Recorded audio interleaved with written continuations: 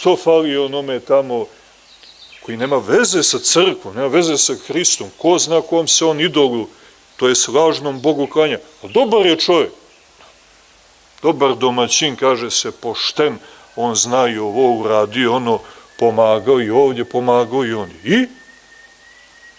Šta hoćeš time da kažeš? To je dovoljno za spasenje. Pa što će onda sve ovo, razumiješ? Što će Sin Božji onda ovdje? Čemu onda domostroj spasenje? Što je onda silazio sa nebesa? Što je uzimao ljudsku prirodu? Šta da dođe i sagleda da nije morao da dođe, da je u pitanju greška napravljena u velikom savjetu?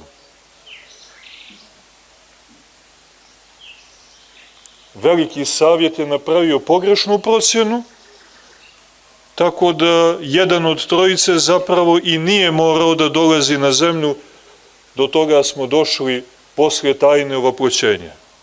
Evo, ovo su pošteni ljudi, oni čine dobra djela, znači došlo je do greške u procjeni. Pazite, malo karikiramo u zoni visokog napona, ali da bismo bolje sagledali stvari. Čemu onda tajna krsta? Čemu tajna smrti, pogrebenja, vaskrsenja, vaznesenja? Čemu onda crkva? Ako samo jedan može na neka druga vrata da prođe, onda se obesmišljava domostroj spasenja, zar ne?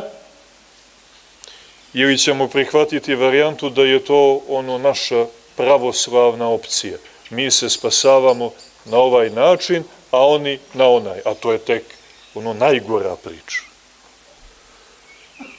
To je tek ozbiljna hula na Duha Svetog.